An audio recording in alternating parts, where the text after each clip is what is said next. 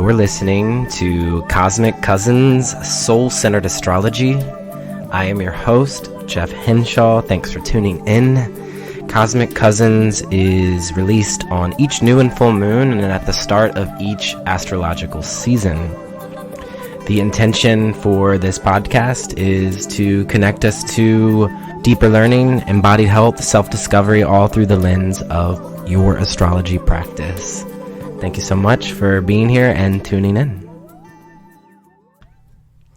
Hey, Cosmic Cousins.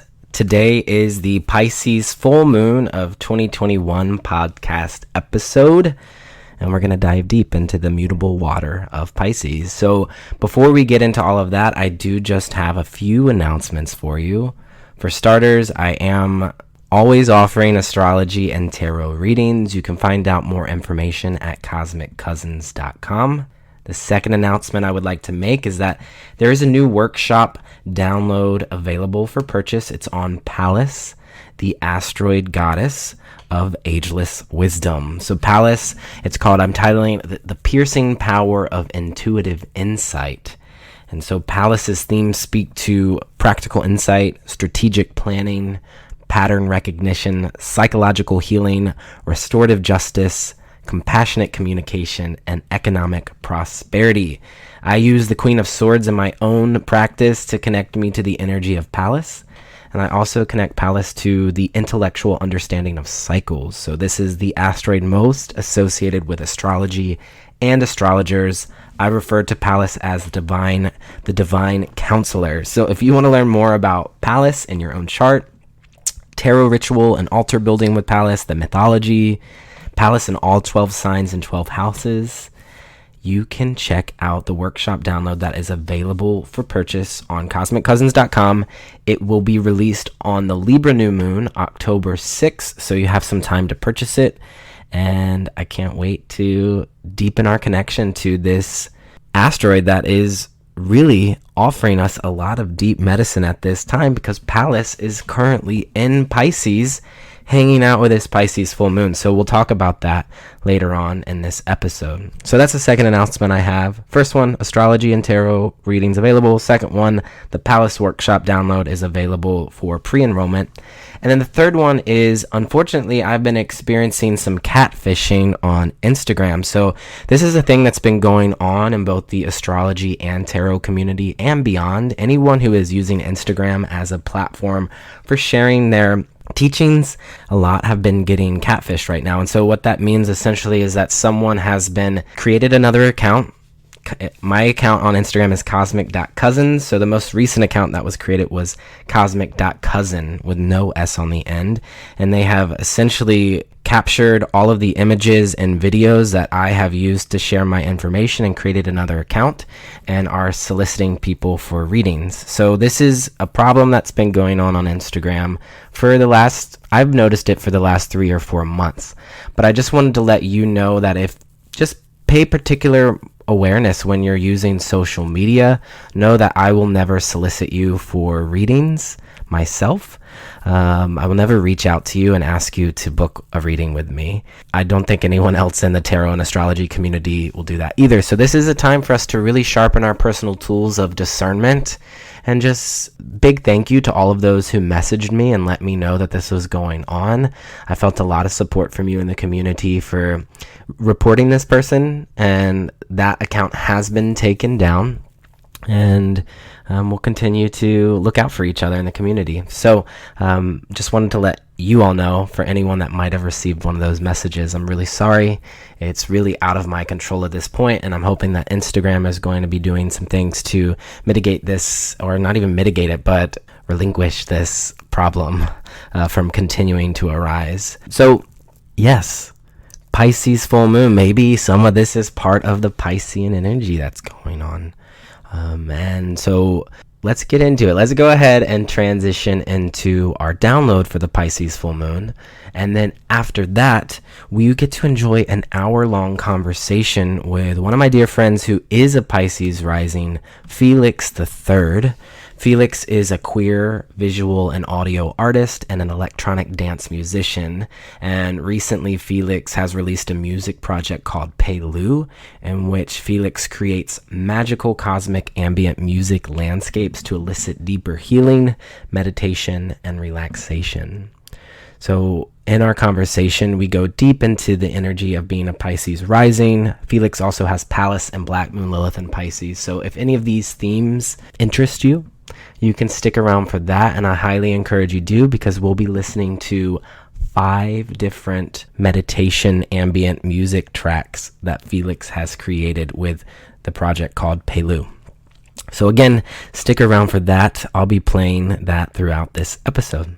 And so at this time, let's go ahead and transition into the Pisces Full Moon of 2021 download.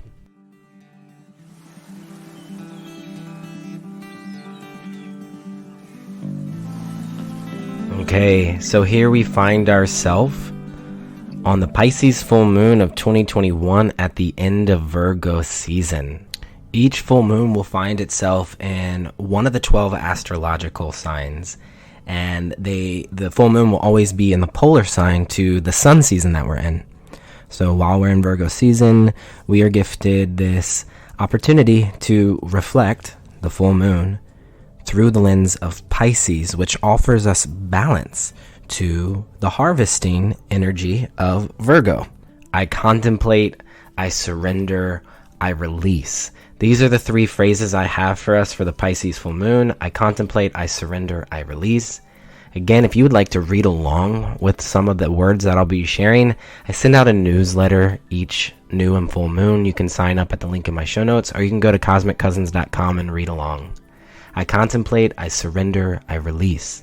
The soul growth card for Pisces is the moon card. So here on my Pisces altar, which I always create a little altar for each new and the full moon, and I'll give you some suggestions during our time together of things that you can do with your practice of altar building. For me, it helps anchor and ground my practice through ritual, so that it's not just about this cosmic, intellectual, ethereal practice of astrology, but we actually bring it down into the earth. And so I've placed out 3 cards on my Pisces full moon altar. The first one is the moon, which is the card associated with Pisces, and I'm using the 5th Spirit Tarot, which is for A World Beyond Binary by Charlie Claire Burgess. This is what the little book says about the moon card. It says, the unknown, the hidden, the void, the subconscious and unconscious, feeling lost or confused, following intuition, mysticism, psychic signs. When it's too dark to see, close your eyes and let your other senses guide you. So we might be feeling some of this here on the Pisces full moon. And this is what I wrote in the newsletter. So I'm just going to read it to you now and allow it to wash over you. You know, Pisces is the mutable water sign. And the parts of the body that Pisces are connected to are the feet, which is this very holy and sacred part of the body. Like if you go into a temple, you'll take your shoes off. So pay attention to your feet. Maybe you even walk barefoot on this Pisces full moon. Maybe you get a pedicure. I don't know. Somehow honor your feet. Maybe buy new shoes. Either way, bring the awareness to the feet, but also to the water in the body. This is also another part of the body that Pisces is connected to, which is interesting because out of all of the body parts, we can't actually touch the water in the body. And so Pisces allows us to have to trust in our imagination and intuition. So take a deep, nourishing breath into the water in the body and into the feet. So with Pisces energy, since it is the final sign of the zodiacal wheel, we do find ourselves overlapping. There's this sense of cycles of evolution that are happening, and they can be happening in big cycles and little cycles. And the Pisces full moon, it arrives with these profound opportunities for enlightenment. Since it is the final sign of the wheel, it's connected to enlightenment, samadhi, bliss, nirvana. So we're gifted, there's a sense of buoyancy in Pisces and expanse, and allows us to contemplate and reflect on the bigger themes taking place in our lives, because we are coming to the end of a cycle, and not just one cycle, but multiple simultaneous cycles happening all at once. And so with this, this can make us really tired. So it might be a weekend of resting or a whole week of resting. This can energize us. New insights and connections may flood through under the light of this Pisces full moon. Karmic ties and intergenerational patterns hold the potential to resolve. And this can be through massive release and emotional closure. So in my own life, I have so many examples of the ways that I'm sensing into this Pisces full moon. But for one, I am home. I'm back in Virginia visiting family, and I'm recording this podcast episode from my childhood bedroom. Pisces is connected to childhood imagination. And in this very room, I used to have wild dreams. And when I was a kid, I used to sleepwalk and have nightmares. But really, I was just really sensitive to spirit and intuition. And so now that I'm an adult and I'm here in my childhood bedroom recording this podcast episode to you on the Pisces full moon, there's a full circle moment for me of clarity, of inner child healing, and of release. And so Pisces is not only the child, it's also connected to every phase of life. We're talking adolescence, teenage, 20s, 30s, 40s, 50s, 60s, all the way until your death. This is Pisces. Pisces holds the wisdom of the entire cycle. And so to be in my childhood bedroom as an adult and to be able to hold the complexity and the duality of that, this is Pisces. So you might be feeling some of this here on the Pisces full moon. Or if you have Pisces in your chart, you're more attuned to this wisdom always. And so not only am I back home in my childhood bedroom, I'm here for an important reason. My dad's getting a Lifetime Achievement Award. This is also Pisces. At the end of one's life, receiving recognition for what you have put out into the world. It does help that he's a Capricorn rising, which is connected to achievement. But Capricorn is the achievement. Pisces is the lifetime part of it, the whole cycle. And so I am reflecting on and supporting my dad and all that he has offered here in his time on this planet. It's also really important for me to note, and I actually had to come back in and drop this in my editing part of the podcast, that my dad getting a Lifetime Achievement Award is a secret. No one's supposed to know about it. So you all are learning about it before my dad does. And so if you do happen to know me and my dad, please don't mention anything to him until Libra season. And it just so happens that the ceremony is on the full moon. People who aren't even aware of astrology, aren't attuned to it as a practice, will somehow be in alignment with it. So again, it's a secret. My dad's getting the Lifetime Achievement Award. I'm sharing that with you all here in our community, the collective water of Pisces. And it will be happening on the full moon. So I wanted to share that with you too, because Pisces and water signs can be connected to secrets. So I am sharing something really sacred and sensitive. And so if you can just hold that with Piscean care. This is also the 4th anniversary of the podcast. So I released this podcast on September 20th, 2017, and this full moon happens to be on September 20th, 2021. And just so you know, it takes place at 4:54 Eastern time is this full moon. Or Pacific time, 4:54 p.m. Pacific time. And yes, so that is a cycle within a cycle. I'm celebrating the 4-year anniversary of this podcast. I'm also celebrating my dad's Lifetime Achievement Award. He was born in the 50s. And I'm celebrating the 34 years that I've been on this planet now that I'm back in my childhood bedroom. So do you feel the cycles within cycles happening in your life at this time? And how are you holding space for it all? There's karmic ties to all of these different themes and cycles. There's intergenerational patterns. And so they hold potential to resolve through emotional closure, through massive release. Since being home, I've had a conversation with my brother that has offered closure about 20 years of us not speaking about something that happened in our past. And he opened up to me about it yesterday under this building momentum of the full moon. besides that, also in my life, I left my puppy for the first time, and I got Biji on the Virgo full moon of Pisces season 6 months ago, and this is the first time I've ever left him for a week. So there was an emotional release there and the end of a cycle in that relationship. So I'm sharing all of these examples in my own life, and I actually could continue on. There's many different things going on in my life, like I'm moving into a new apartment, starting new relationships. Some of these themes I don't need to fully get into with you right now, but this is the thing with Pisces, is there's so many things happening and culminating here. Another one collectively that I think is important to note is the pandemic started in Pisces season. Really, it started to flood through our collective consciousness in Pisces season of 2020. So we're coming up to this Pisces full moon exactly 18 months or 18 moons later. So we might be feeling some sort of emotional release, closure, karmic contracts that we are becoming more aware of at this time on the Pisces full moon. So it is important to remember that Pisces does shower us with shared experiences. It's a collective water sign. And so whether that's collective in your own life, meaning that you might be feeling both sorrow and transcendence. It's the complexity of duality, the white fish and the black fish.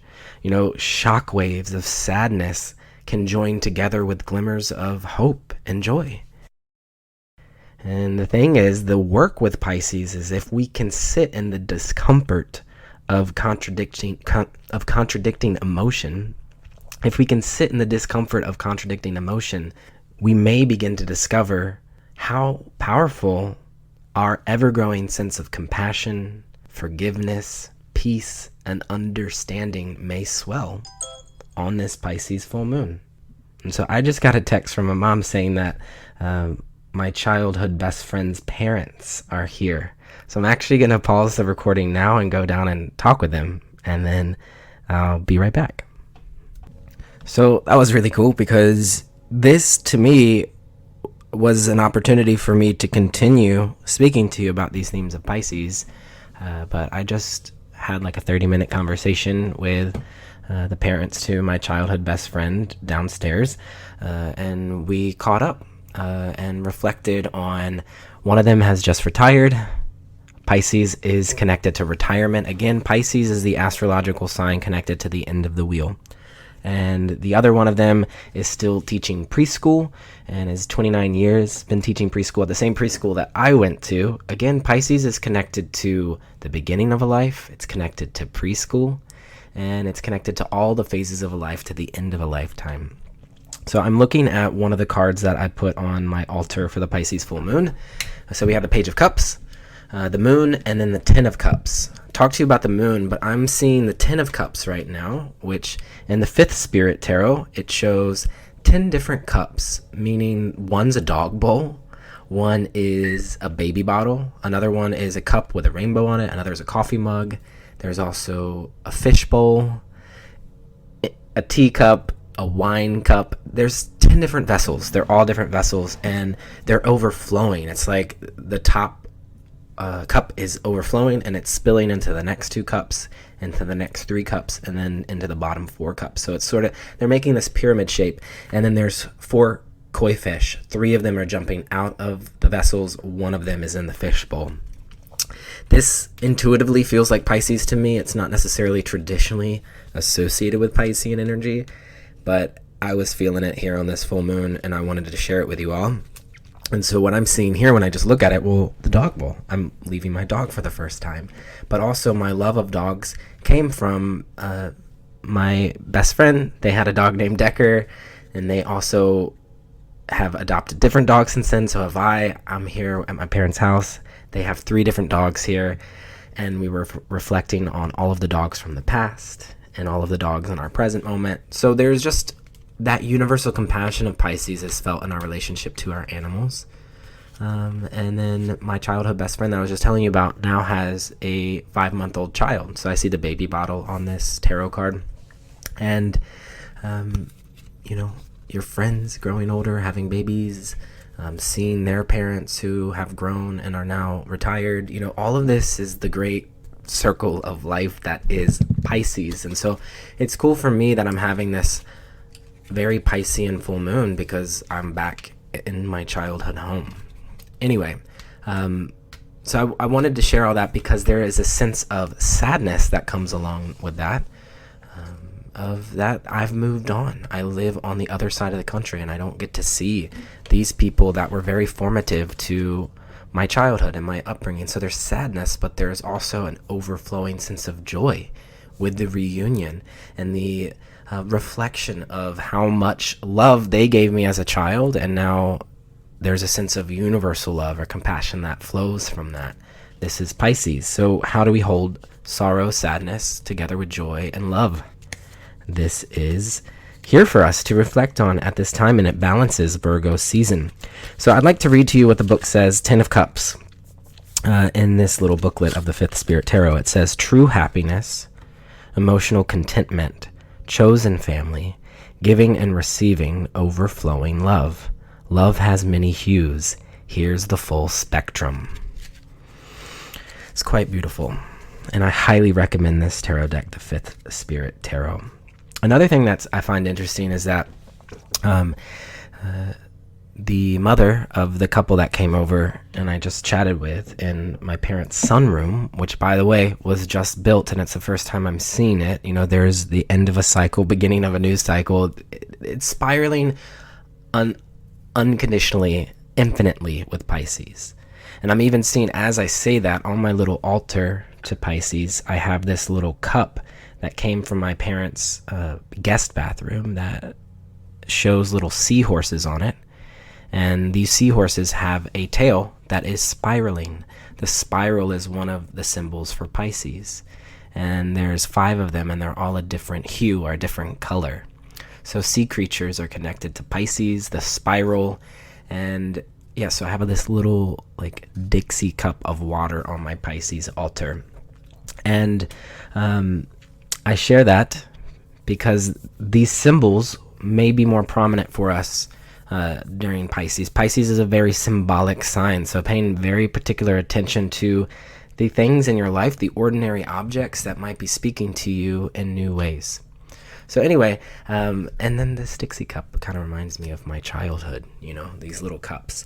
But I'm sharing all this, and a lot of this, it might even feel like you're drowning in what I'm sharing with you, because Pisces is non-linear. That's why it's connected to spirals. So any information that I'm sharing with you right now, it could feel like over-information, too much, overflowing, might not be making sense. It's more intuitive, Pisces. It's more imaginative. And there's so much more that I could share with you, but this episode would be 5, 6, 7 hours long if I just opened up the floodgates. So Pisces is connected to the ocean. It's connected to the unknown. If we're talking about the cosmos, the great infinite unknown, black holes, this could be Pisces. But what it kind of brought up for me, seeing these friends who are kind of like godparents to me that I haven't seen in like maybe 10 years, I was thinking about how the mother, she used to encourage me to sing and play the piano when I was ever over at their house.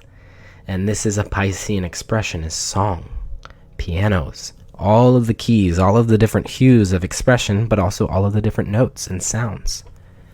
And I'm reconnecting to that at this time, my musical relationship to the unknown.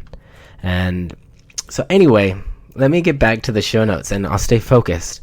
But yeah, shockwaves of sadness joined together with glimmers of hope and joy. And if we can sit in the discomfort of contradicting emotion, this is what Pisces teaches us. Whether you are a Pisces, have a lot of Piscean energy, or on this Pisces full moon, you'll begin to discover how powerful your ever-growing sense of compassion, forgiveness, peace, and understanding may swell. So how might we hold it all? This is what Pisces, holding the complexity of contradicting emotion. And because Pisces brings with it such vast unknown, emotions and dreams can feel heightened on a Pisces full moon, or if you are Pisces. So the shadow of this is if we lose ourselves in the unknown, it's important for us to be extra mindful of the bitter traps that Pisces can bring. This includes deception, self-pity, addiction, fear, negative thought patterns, reliving the past, self-sabotage, confusion, and delusion. So if you find yourself becoming too Piscean, Virgo is here for us. So on this Pisces full moon, it might be nice to also touch back in with Virgo. We're still in Virgo season. What did Virgo season teach you? So seek solace on the other side of the wheel. Tend to the health of your body. This is Virgo. Channel your love through practicality, through daily practices, through devotion. And, feel it all illuminating with universal compassion, Pisces. But remember, you are in a body. You're a spiritual entity, Pisces, in a body, Virgo. And you are a magical being. Pisces is connected to magic, surrounded by enormous amounts of infinite love, which is also Pisces. So can you sense the infinite love that's spiraling all around you in the form of colors, sounds, shapes, swirls? This infinite love is available to each and every one of us always. Yet on the Pisces full moon, it can be felt in more profound yet subtle ways. So this experience can sometimes be nearly impossible to fully communicate about here on this plane of existence. And even trying to talk about Pisces right now, you can tell it's I don't think ramble is the right word, but it is overflowing. And so instead of communicating about it, Pisces says, no, let's use our imagination. Let's lean into our intuition. So how might you use your imagination and intuition to help tap into your deeper knowings? How might you shift your perception at this time to pierce beyond the veil of illusion and separation? And so to help assist us with this Piscean expanse, Pisces expressions include music, dance, poetry, meditation, prayer, and play. They're all here as sacred allies for us. And I was just reflecting with my childhood best friend's parents that at the daycare, they've started to incorporate water on the playground, and they've started to incorporate more play into the curriculum. Pisces. So when you lean into these practices, it helps you lean into the unknown with trust. There are lots of shifts and changes that are unfolding in your life, and you likely sense them, but Pisces is here to support you. And one second, my parents' puppy is, one second.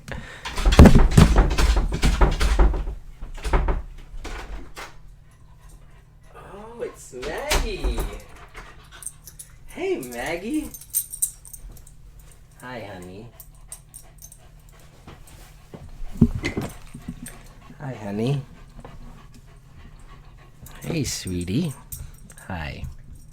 Okay, you just heard my dog voice. I didn't edit that out because I thought it was important. I thought it was my parents. They have a 6-month-old puppy, but they also have a 13-year-old beagle. And this was Maggie, the 13-year-old. I thought it was a puppy, but, they're the beginning of life, a puppy, the end of a life, this older 13-year-old dog was banging at the door. And Pisces energy, it's often talked about as being soft and gentle, but it's tidal waves too, and it can also be this kind of fierce, like end of a cycle energy. And so Maggie is sitting under me right now, and I'm petting her, and she's under the desk that I'm recording at right now. And so Pisces is also loving our elders. It's loving the inner child, it's loving children in our life, and it's loving the elders in our life. And so passing away is Pisces, moving into the light, the end of cycles, And so again, to help assist us in these transitions of the beginning of life and the end of life, Piscean expressions of music, dance, poetry, meditation, prayer, and play are here with us. And so this process of awakening, it's always ongoing. It's always ongoing. It's a part of our soul's work as the cycles of our life continue to spiral 1,000-fold. And so release yourself from the past with greater faith. Allow new love to flow into your life while old stories flow out. It's a continual ebb and flow to the beating heart of the universe. And so this does offer us a time to embrace the magic and mystery of it all. So on this Pisces full moon, it is my hopes that you are able to open your heart once again to a deeper love than you've ever known before. I'd love to play a song for you from Felix III, who we're going to talk to in a moment. And this song is called You Have to Keep on Breathing. Again, Felix is a Pisces Rising, and the song is titled You Have to Keep on Breathing. So I am inviting you back to your awareness of your body and your breath. Again, Pisces is connected to the feet and the water in the body. And so you can begin to take deep, nourishing inhales here as you allow the music of Felix III to engulf you with this Piscean quality of healing and transcendence. Again, this is a song you have to keep on breathing.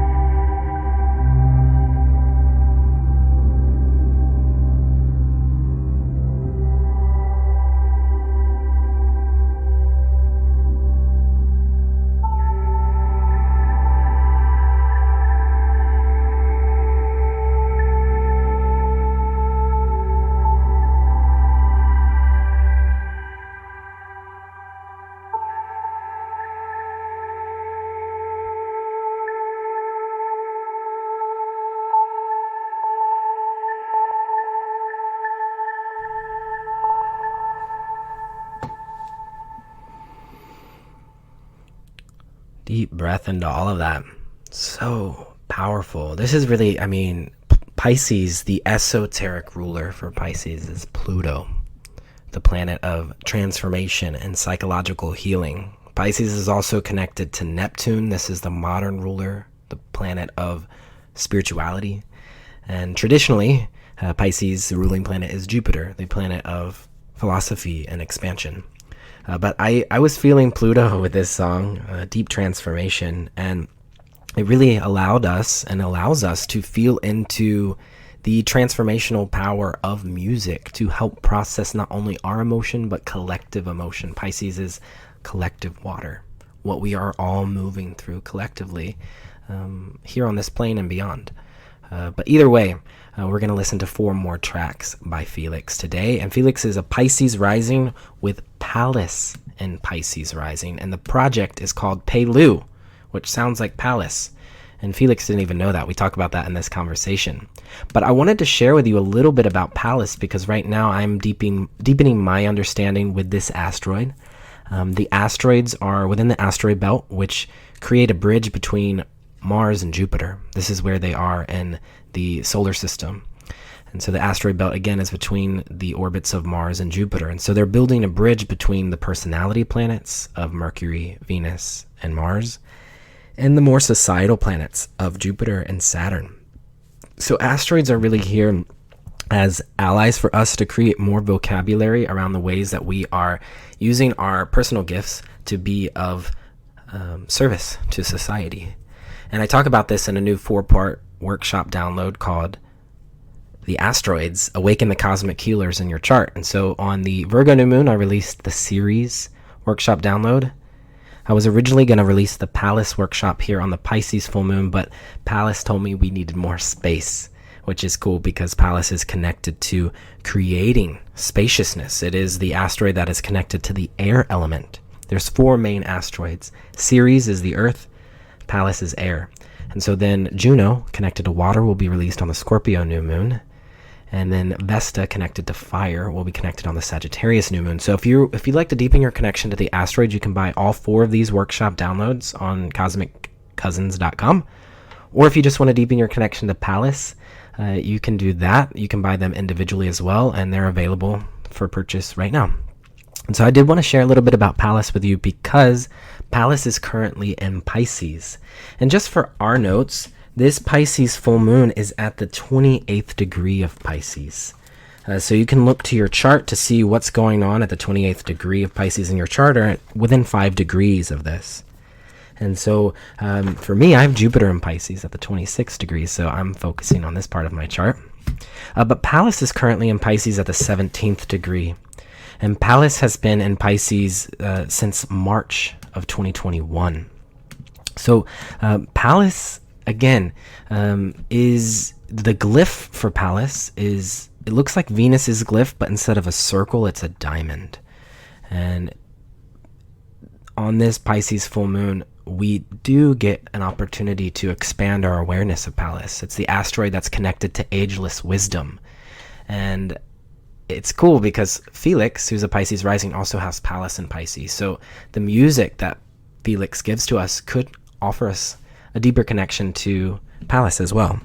So again, the glyph and the symbol associated with Pallux is the diamond spear that is used to pierce through the veil of illusion. And Pallus's many themes speak to practical insight. It's like the counselor in our chart. It's strategic planning, pattern recognition, psychological healing, restorative justice, communication, compassionate communication, and economic prosperity. And so because Pallus's story connects us to the intellectual understanding of cycles, in my own practice, Pallux is the asteroid most associated with astrology and astrologers. In my own chart, I have Pallux on my midheaven. So the role that I hold in the public midheaven is Pallux. So in my own practice, I refer to Pallux as the divine counselor, and I use the Queen of Swords to meditate on its archetypal energy. And Pallux has been in the sign of Pisces since March 7th of 2021. So you can think back to this time period, which was Pisces season. And Pallux will stay in this mutable water sign of Pisces until February 15th, 2022. So we get almost a full year, about 11 months of time with Pallux in Pisces.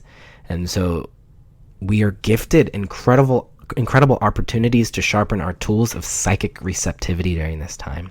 So if you're feeling foggy on this Pisces full moon, spend extra time on Pallux, both in your life and in your chart, to help bring sharper discernment and focus. If you're not sure where Pallux is in your chart, you can just search on the internet asteroid calculator, and there's lots of different free offerings for that. I'm sure you can find it. But if you'd like to learn more through my studies and my practice, again, I'd have a 3-hour workshop download titled Pallux, The Piercing Power of Intuitive Insight, and it's available for purchase and is being released on the upcoming Libra new moon, October 6th. And so in this workshop download, we'll connect to Pallux in your own chart to offer you deeper vocabulary on these themes in your life and how you're being called to tap into your intuitive wisdom to serve others. I'm intentionally releasing this workshop download on October 6th for the Libra new moon because Pallux is connected to the air element.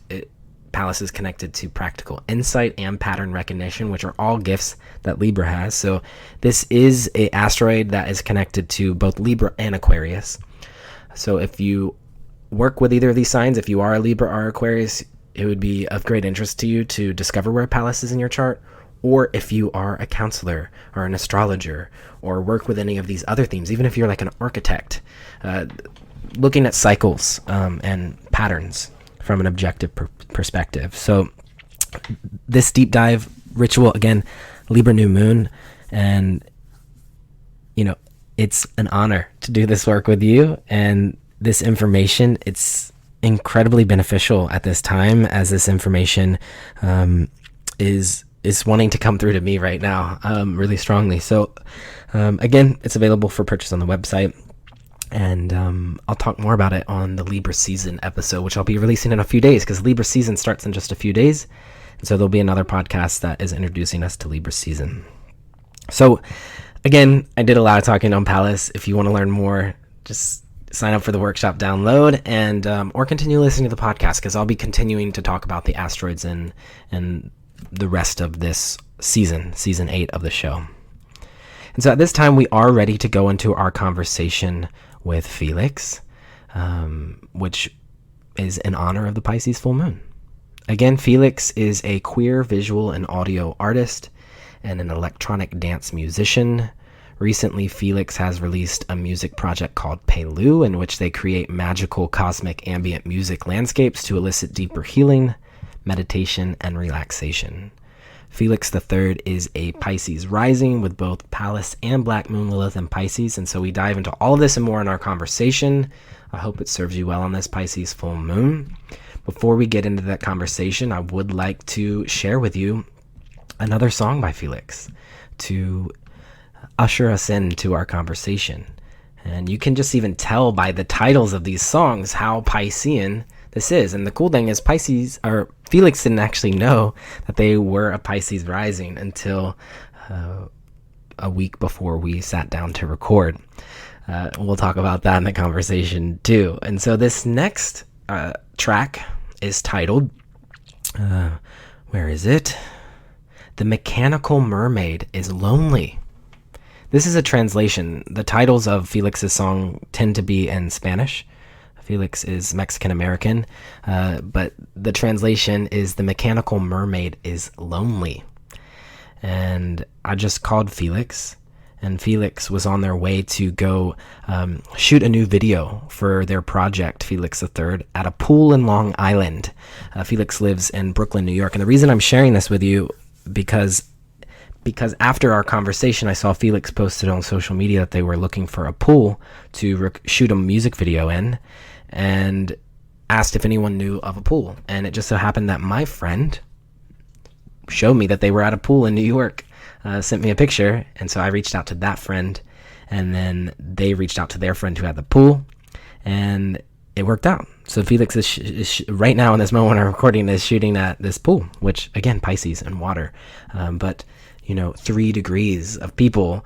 Pisces is, I know this person who knows this person who knows this person. It's the great interconnectedness of all beings. And so anyway, I called Felix to get the translation of the song, and Felix shared with me that they had tried to record at a pool 2 other times, so this was the third time. So it was like third time is a charm type thing. Felix III had this whole plan set up, but then the hurricane came through into New York during Virgo season, feeling the Pisces polarity of water here. So I'm inviting all of this into the conversation because it's just some thoughts and feelings that I've had flowing, and maybe it'll reflect something back to you.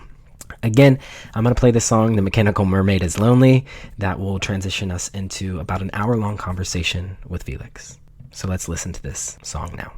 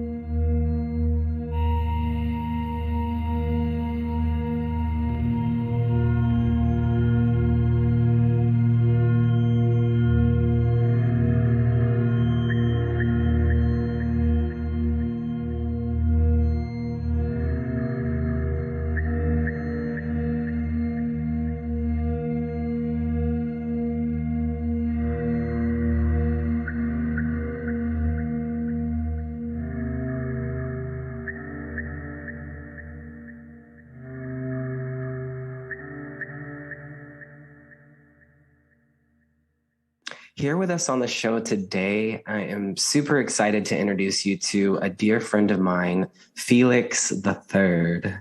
Welcome to Cosmic Cousins. Welcome back to Cosmic Cousins, Felix. Thank you. I'm very, very excited to be here.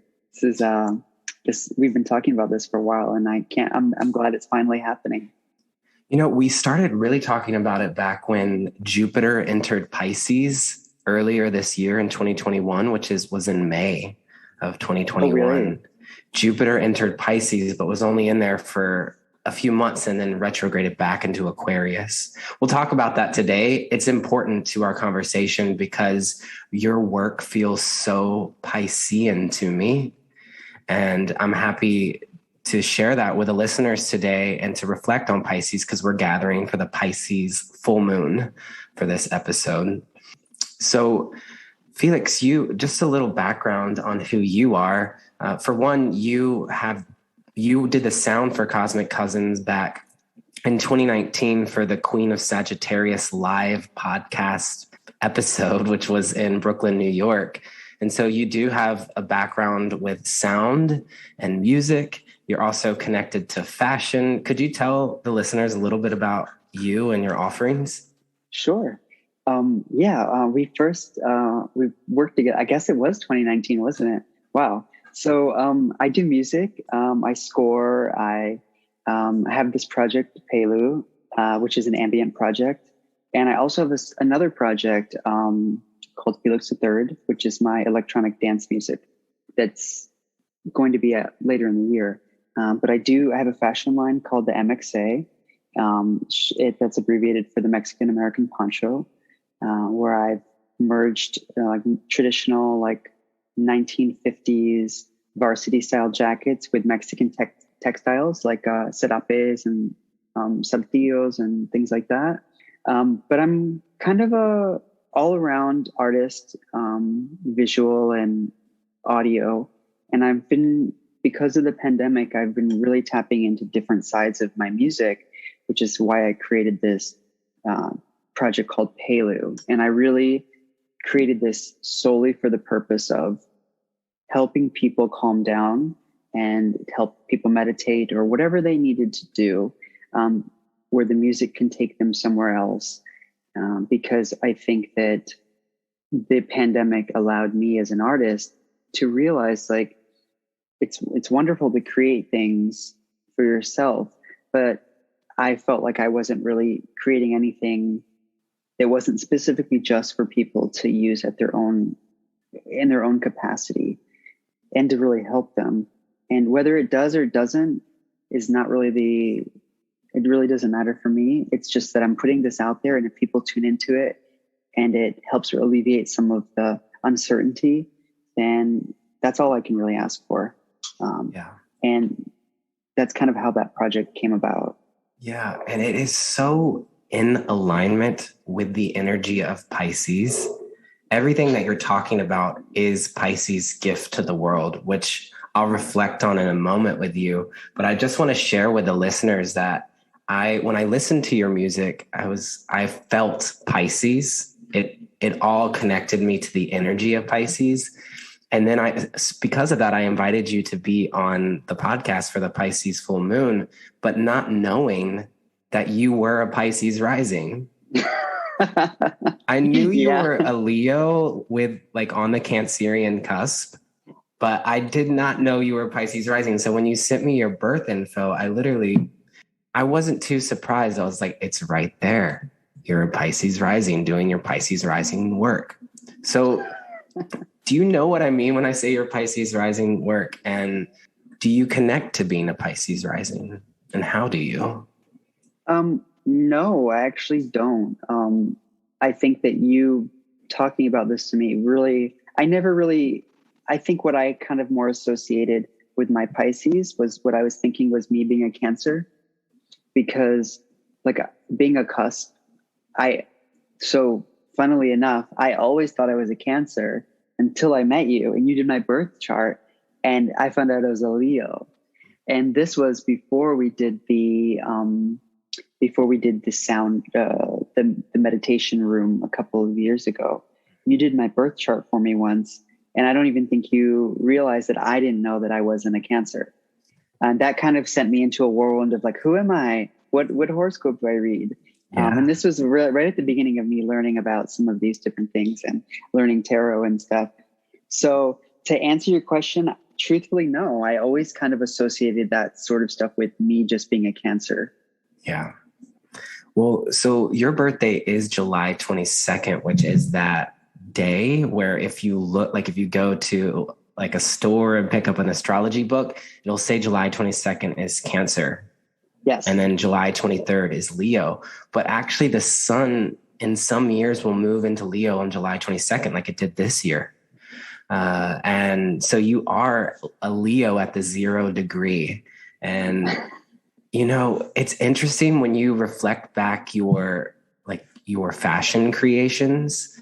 The varsity jacket is Leo. And then the traditional Mexican blanket is Cancer. Interesting. And it's like that cusp energy is there. When I think of Cancer, I think of Frida Kahlo. Yeah. And so much of her work and offering was taking back the fashion of her ancestors and reconnecting to her indigenous roots through her fashion. So I feel the Cancer. And then Leo is connected to, it's like, I don't know, like the football quarterback or something. It's interesting to see how there is this physical representation of Cancer and Leo for you in the light that you shine forth to the world. And then add in your Taurus moon, which is connected to fashion and the body. And that is a huge part of you too, the Taurus moon. But the Pisces rising is, oftentimes the rising sign will be what you're waking up to within yourself, what your gifts are to others. And so I like to do this thing that I call personal myth making. And it's where we take the sun, the moon, and the rising, and we create a little story.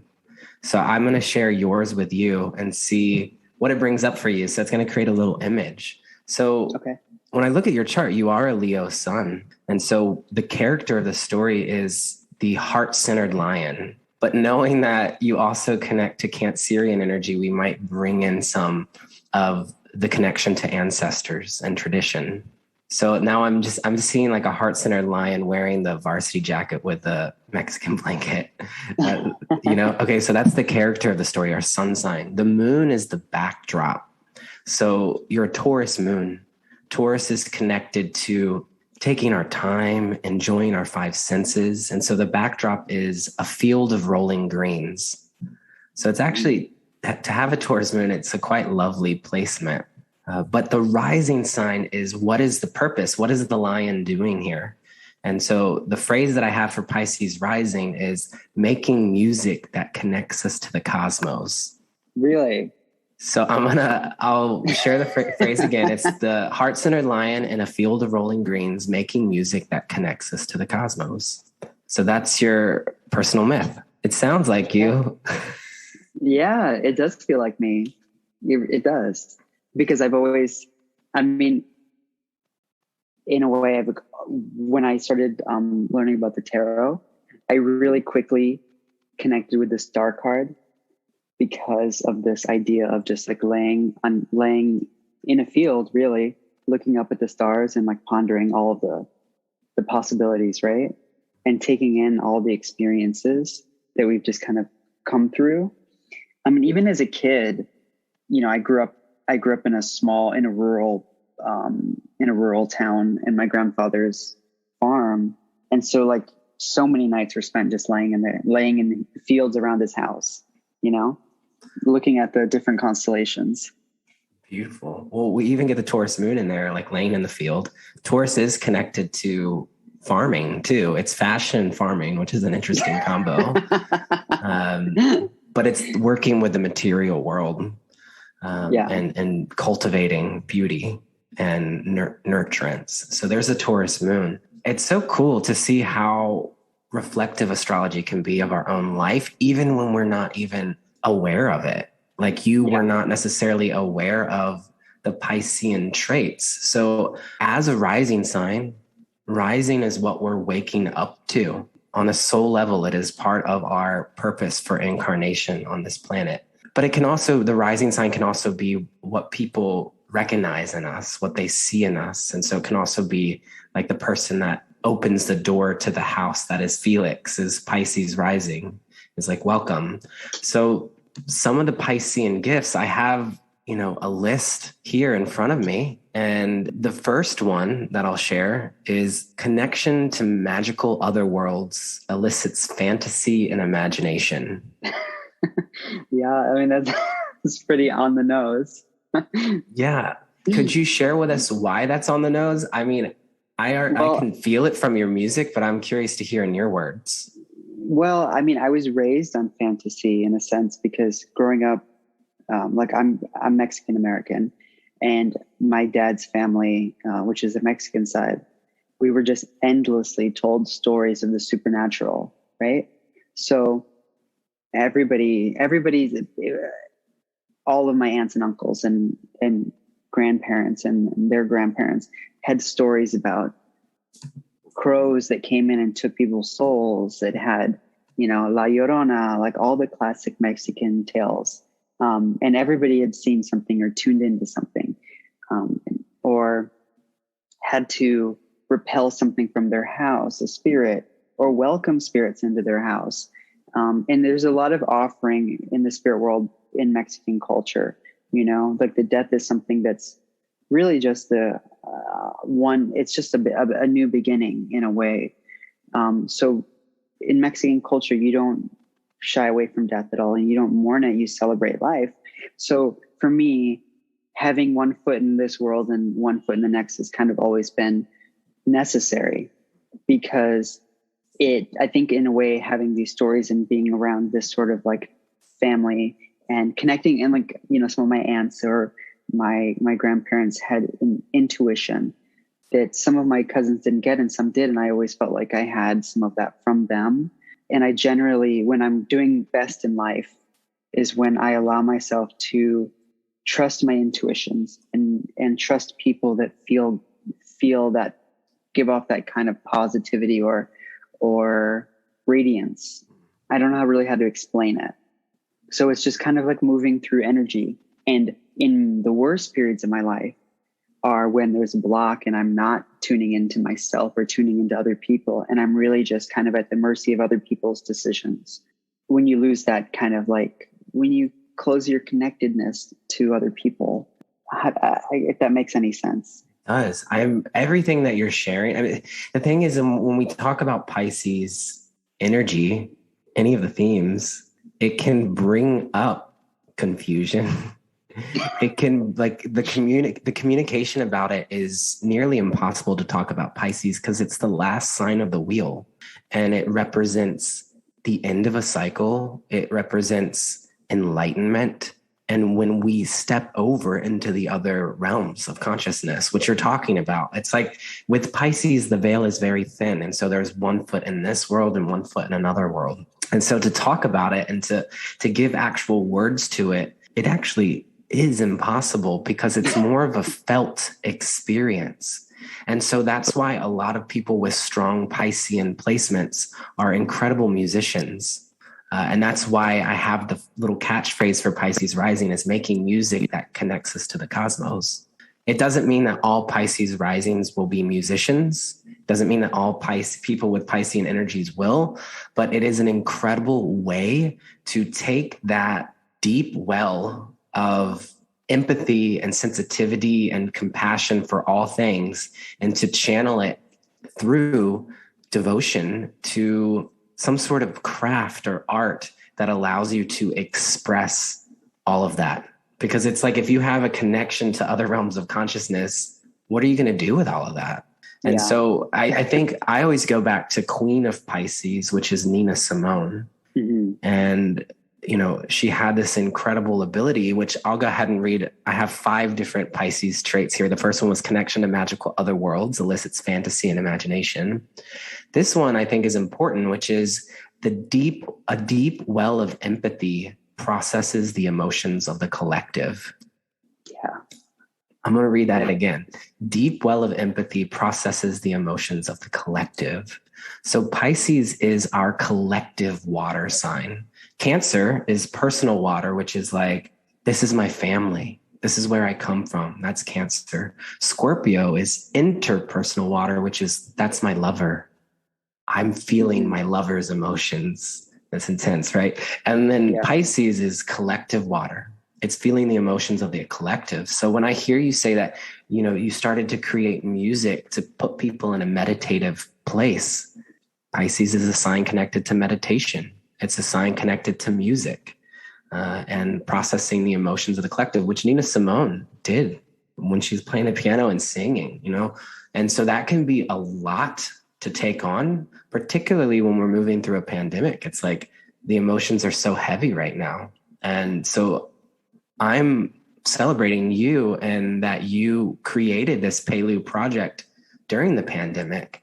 And it feels like a big part of your Pisces rising gifts. So could you share with us a little bit about Pelu, the name for Pelu, and what it means to you and what, maybe even what inspired this project? So I started writing. I've always written music that I feel like has like a cosmic flair to it. But for this, I really wanted to create a soundscape that felt like you were in a spaceship specifically. And you were in the spaceship going through like the endless, vast galaxy.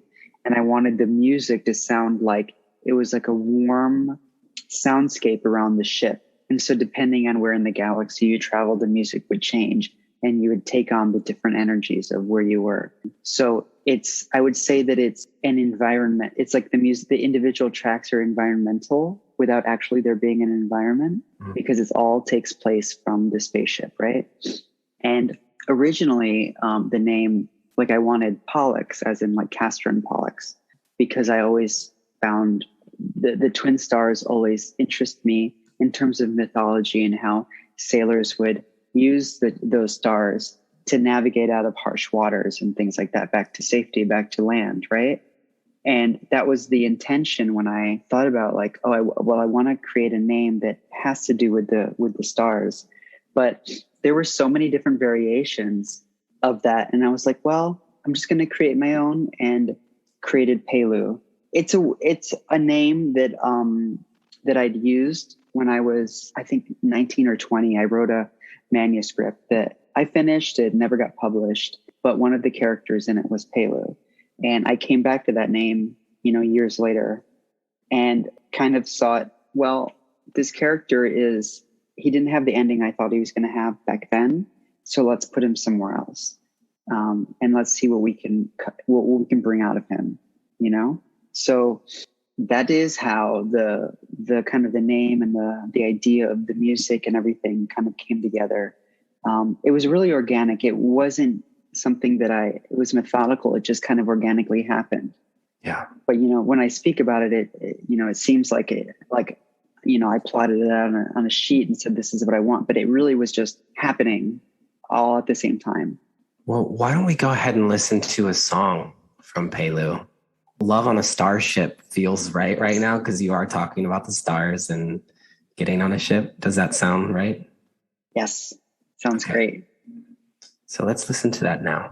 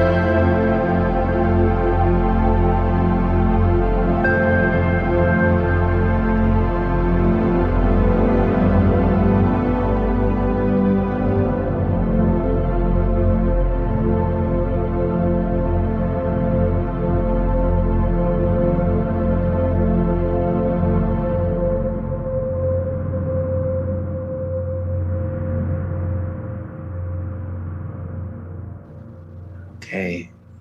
I mean, this song, the title does it justice. It literally takes you right into the cosmos. And the feeling I get from it, it actually feels quite hopeful to me. It Yeah. feels expansive.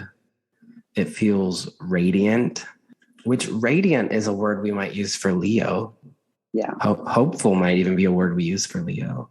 So I feel like this heart-centered Leo energy coming through, but it's so expansive, and it's almost like you're receiving an energy attunement when you listen to it.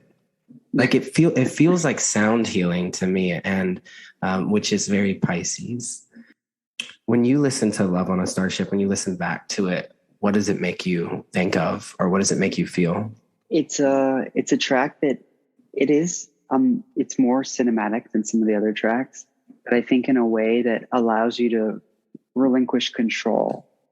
Because for me, like even when I was writing in the pandemic, when you go into writing these songs, this sort of, you want to get into this meditative place. I wanted to create these lush, synths and strings that really take control of you, so you can just really be so it can take you into the zone and really make you feel like you're in like a warm place. It's carrying you through space, and you don't have to worry you don't have to worry about where you're going or what you're doing or what your day-to-day life is. Everything's taken care of for you. And it's also a very sexual song for me. It is like the feeling of two people really merging. When I wrote it, I really pictured this kind of like shag carpet spaceship, very like Jane Fonda, Yes. Barbarella. Oh my gosh, yes.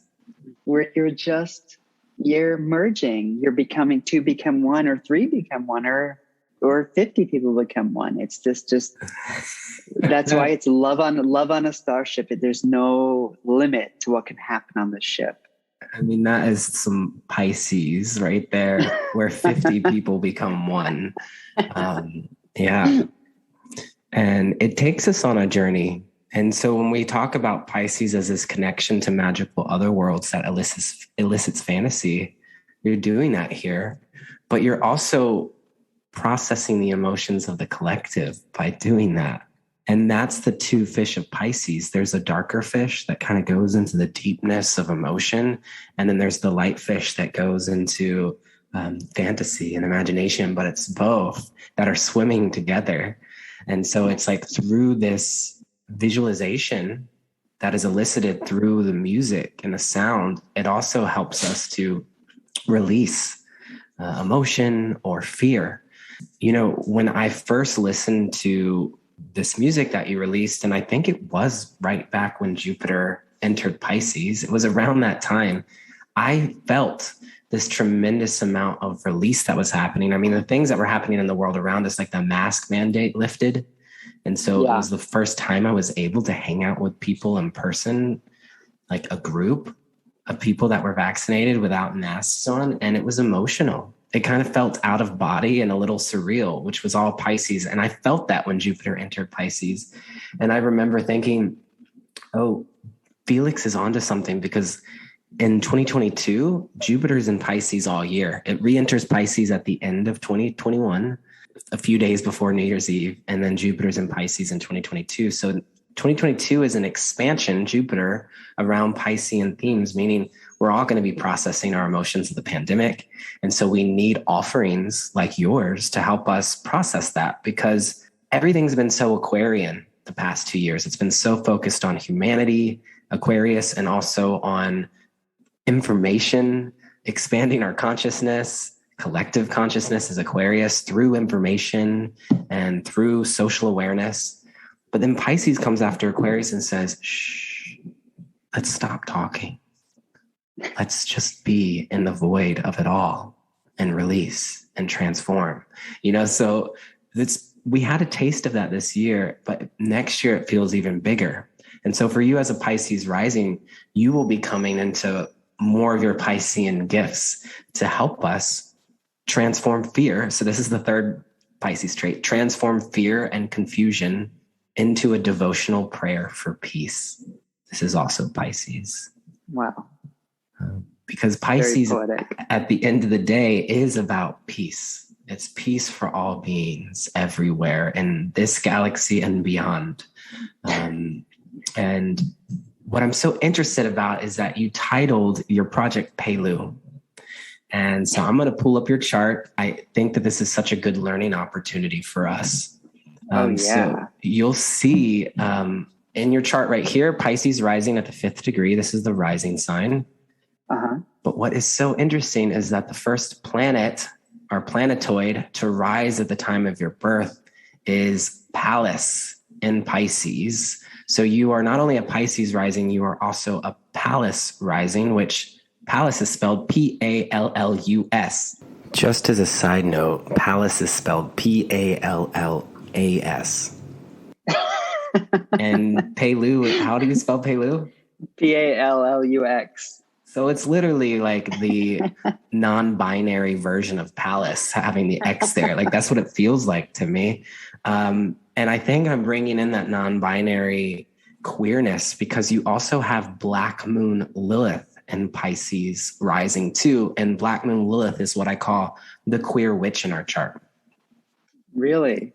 So you have Pallus and Lilith hanging out together, rising. So when we look at the rising sign, we also look to see if there's any other planets or placements that will offer us deeper vocabulary into understanding what it is that you are sharing with us. So let's start with Pallus. I was so intrigued by this because one, you didn't really connect Pisces to your music. And two, you didn't know about Pallus until I texted you about it last week. And I was like, oh my goodness. So maybe I'll share a little bit about what Pallus is in our chart, and I'll see what it might bring up for you. So Pallus is an asteroid goddess. There's 4 asteroids, main asteroids that are in our chart, and each asteroid speaks to a different theme that is connected to our intuitive nature, our receptive nature, or what we might also call the feminine. Pallus is often seen with a sword or a wand and has an owl next to her. And she is the goddess of feminine wisdom or intuitive wisdom. And so wherever she is in our chart really speaks to how we can pierce through the veil of illusion and connect to truth. And so seeing Pallus in Pisces, it's also interesting because right now Pallus is currently in Pisces.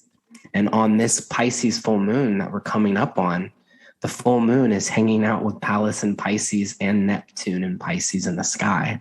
And so it just feels so aligned to be connecting with you at this time, and that you are connecting to Pallus for the first time under the light of the Pisces full moon. So when I think of Pallus and Pisces, it's such a strong placement because if Pallus's gift to us is to pierce through the veil of illusion, Pisces can oftentimes be about confusion and feeling lost in the void of it all. So having Pallus there is a really strong, discerning placement to be in Pisces. It's like Pallus is like, I'm receiving information from the unknown, and now I'm able to relay that information in a very clear, sharp, intuitive way. So I love that you named your project Pelu and that you're now connecting to Pallus. Hearing about Pallus, what does it bring up for you? Piercing. I mean, I definitely have as a personality trait, you said piercing the veil, right? Cutting through.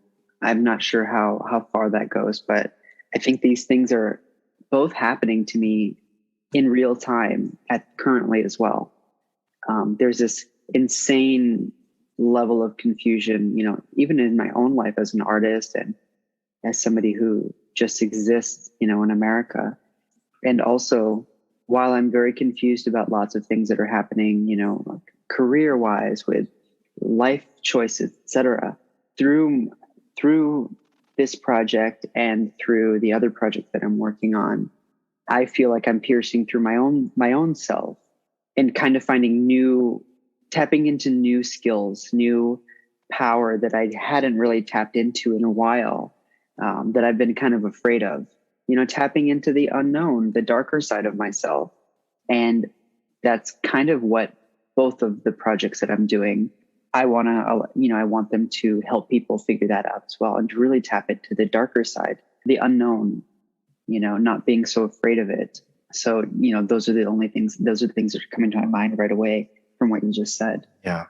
Yeah. Well, when you talk about the darker side, it's interesting because you have Pallus hanging out with Black Moon Lilith, which is about the shadow and sexuality and queerness. Lilith is a part in our chart. And I've studied Lilith particularly and found that a lot of people, iconic historical figures who have Lilith rising, are prominent queer figures or feminist. An example is RuPaul is a Black Moon Lilith rising. Really?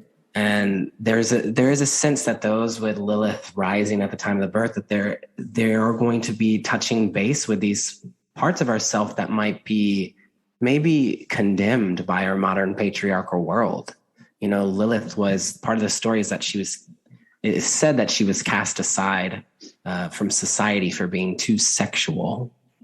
But when you get Lilith's side of the story, she says, no, I left because I wasn't empowered in that society. So Lilith can kind of be this like sexual outsider, and Lilith is connected to people that in our world that are queer. She's definitely a placement in someone's chart to work with any sexual themes, whether it be sex workers, sexual healers, and so it brings in this queerness. So it's not only Pallus who's piercing the veil and bringing wisdom in a very clear and discerning way, but it's also somehow connected to your wild, primal sexuality, Lilith, and your shadow, whatever that might represent to you. So it's super powerful.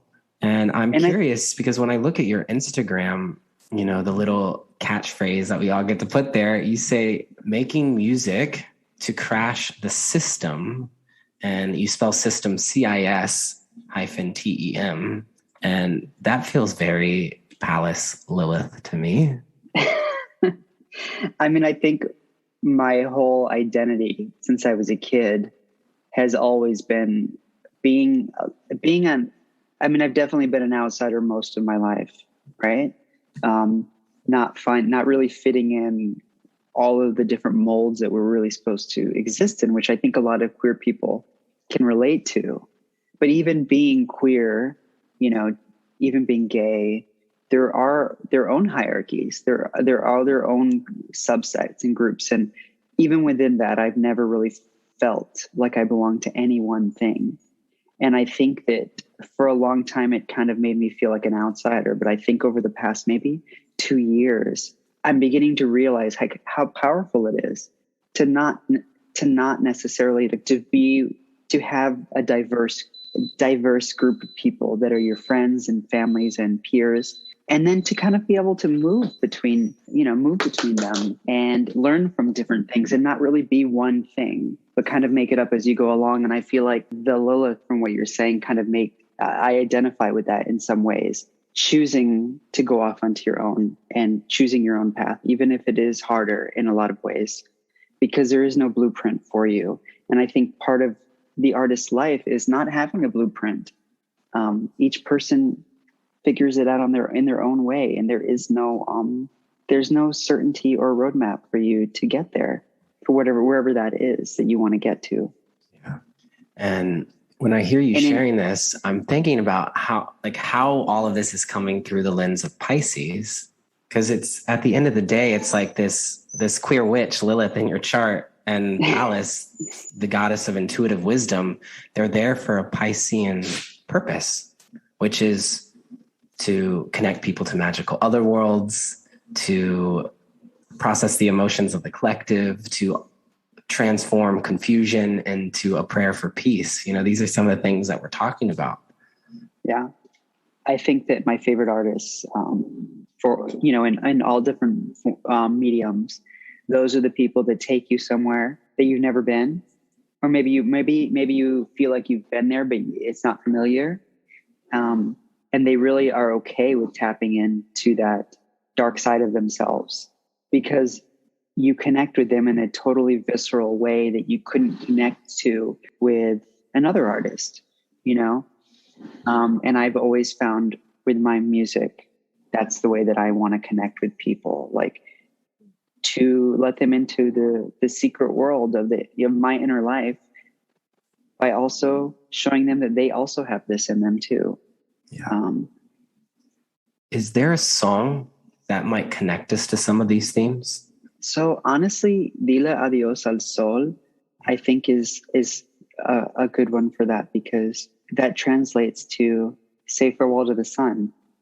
And when I wrote that, I kind of pictured myself in like a large body of water, like on a planet, looking up at the last sunset, like ever, Wow. and being okay with that.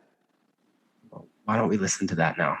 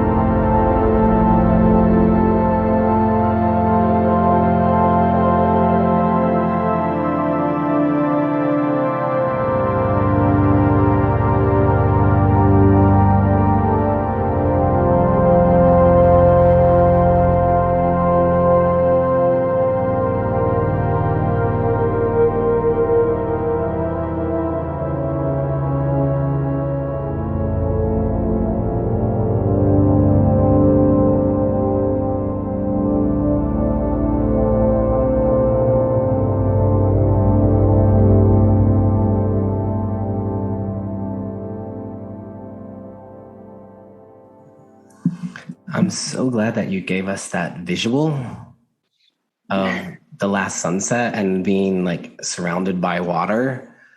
It helped me as I was listening to the song, but I feel a sense of longing in this song. Yeah, deep longing. And I think it's accepting that. For me, writing, for when I was writing that song, it's interesting that you say there's longing, because it is kind of accepting things for what they are and not trying to change, not trying to put effort into changing it. When you're saying, like, for example, I pictured writing, the final sunset. It's like, I'm not going to try to stop the sun from setting. I'm just going to let it run its course. And then we're going to see what happens after this. But you are longing for more time in the light. more time with your loved ones. And this feels quite Piscean to me, this sense of longing. I also feel a sense of forgiveness in this song too, and release, which now that you shared with me, it's like you're watching the final sunset. There is a sense of release and of letting go of control. I think that part of my artistic evolution in the past year is really letting go of a lot of different things that I thought were important to me. But you have to let go of a lot. In order to grow as an artist and as a person, that means letting go of things from your past to welcome new things into the future, letting new things take rise, come to the surface, and new skills and new parts of your personality. And it's painful. Growth is very painful, but it's necessary, because where I was when I wrote this, what state I was mentally when I wrote this, I'm very changed now after a year and a half. And I feel like the pandemic year was like many years in one, and people were forced to really just constantly keep evolving, with new information that was happening weekly. And I used the music to really help me get through that. And it's my hopes, and I'm sure it's your hopes too, that can spread out to other people to listen to your music. So if people listening would like to tune in to your music and have it as a, whether it's a backdrop to your day of working, or if you're laying, like I lay in Shavasana and will listen to your music. It's very healing. I've also gone on walks. I remember I actually went on a walk in the cemetery and had your album on in my headphones, and it was very cathartic. Like it did make me cry. It like unlocked. I maybe wouldn't recommend listening to your music while driving a car, which I've tried before. And I was like, I have to turn this off. We're going to crash. Yeah.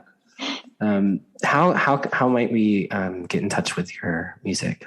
So you can find it on all the platforms. Pallux, Pallux, on Spotify, Apple Music. You can also find me on Instagram, Felix III, and yeah, all of it's there to stream. And I put up videos and on TikTok and also on Instagram as well, for like mini 10-second, meditations in the morning with the music. So you can really interact with it however you'd like. I'd love for you to put it on your playlist for meditation, for yoga, however you want to do it. Just like you were saying, putting it on for a walk in the rain. I mean, it's good. I think that I'm doing my job as an artist if somebody tells me that they feel deep emotion from listening to the music, because I write music to bring up stuff for myself, and I'm attracted to artists who bring up things in me. So that's like the highest compliment you can give me as an artist, I think. Well, I can feel your emotion that you put into it, and I'll put links in the show notes to ways for people to get in touch with you and support your work. And if anything, this is like the ultimate Pisces full moon ritual, is to put on Felix's music and just allow yourself to get, engulfed in the quality of transcendence that you put into your work. And I think the last song that I'd like to play for our time together would be Final Ocean, which the title of this song in of itself is Pisces. Pisces is the final sign of the wheel, and it is the sign that's connected to the ocean. So why did you title it Final Ocean? And anything you'd like to share with us about this song? It was actually one of the last tracks that I wrote. So there were 12 tracks, and I still have more that are going to be released over the next couple of months. And this one actually came out sooner than I thought it was going to be. It was supposed to be the last track, but somehow it worked out that it made sense going in the middle of the releases. And for me, this was, I guess I kind of saw myself, in the ocean again, because the water is a common theme with all of the tracks, really. Yeah. And instead of like watching the sunset, this time it was submerging yourself and just kind of sinking and letting the water like move through you and carry you away and take you wherever you needed to go in preparation for what's next. And that's exactly what we're all doing under the light of the Pisces full moon. That is an invitation for us all at this time. And so let's listen to this song, Final Ocean by Felix III, and allow this spaciousness to fill you up.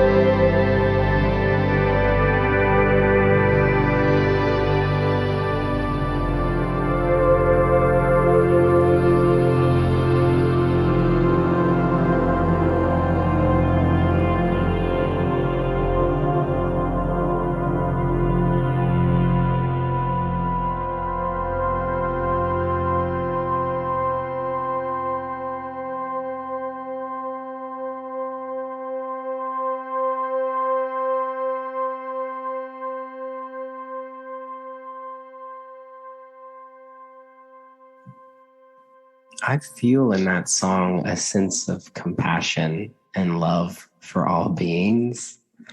Don't know if that's your intention when you make your music, but it comes through.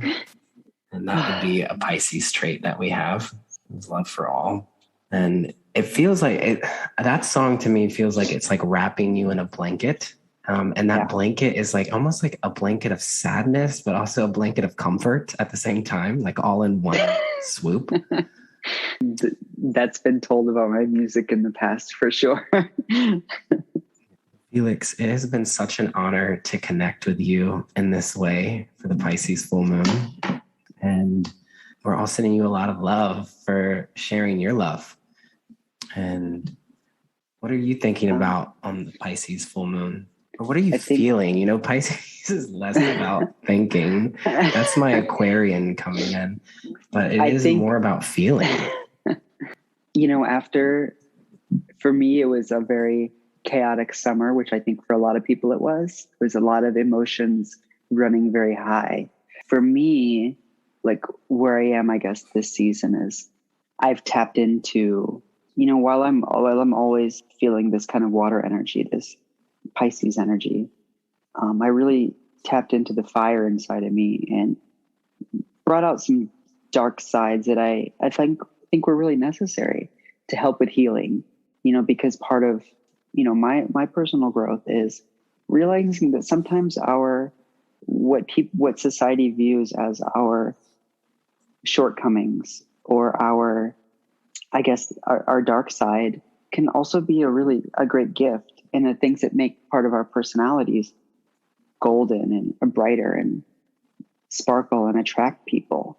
And it's really about balancing the light and the dark sides of yourself. And I think for me, with my music and with just life, I'm kind of on a path where I'm trusting myself and giving in and saying, this is possible. All of these things that I seek are possible. And it's really about letting yourself be seen for who you are and not what we kind of hide behind, so we're accepted. That's such good medicine for all of us to hear at this time. And thank you for helping us all lean into this poetic flow, to lean into the cosmic mystery of it all. Happy Thank Pisces you. I'm full so moon happy to you. be here.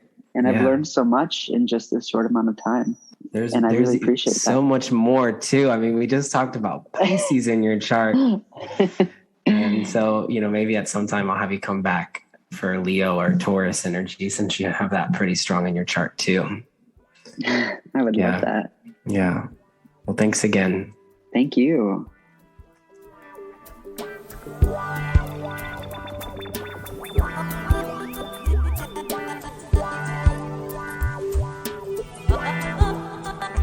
Thanks as always, Cosmic Cousins, for tuning into the show and for being here. You might even hear in the background there's a landline phone going off because I'm back at my parents' house. And their dog, that's 13 years old, has fallen asleep underneath the desk. Well, you might have heard in the recording with Felix, which I recorded last week, my puppy was making a lot of noise. So lots of new beginnings, sacred closeouts, beginning of life, end of life, swirling all around us here on this Pisces full moon. And again, thanks for being here. It's an honor to hold space for you in this way. Making this podcast brings me a lot of joy. And if you would like to help out, you could share this with friends and family that you think might enjoy it. You could leave a review. You could leave 5 stars and some comments and love. So I like to read some of the comments at the end of each episode. So let's see if anyone left a review this past week. I'm pretty sure you can only leave the reviews on iTunes. Or you could just share it on social media on Instagram and tag me, and I'll reshare it. So this is what we have. Deep as a well is what it says. 5 stars. I'm loving the new season. Jeff is a brilliantly insightful astrologer and such a lovely human. Thank you so much for all of those who leave reviews. Big love to each and every one of you. Again, if you want to deepen your studies with astrology this autumn, or if it's springtime for you on the southern hemisphere, I'm doing a deep dive on the asteroid goddesses and observing them through a non-binary lens.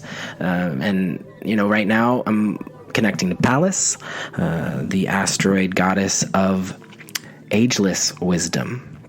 There's a workshop available in series as well, already out, and then both Juno and Vesta will come out on the following new moons. Again, there is a podcast episode coming out in a few days for Libra season. I'm wishing you all well. Take sweet care, cousins, and remember, deep breaths.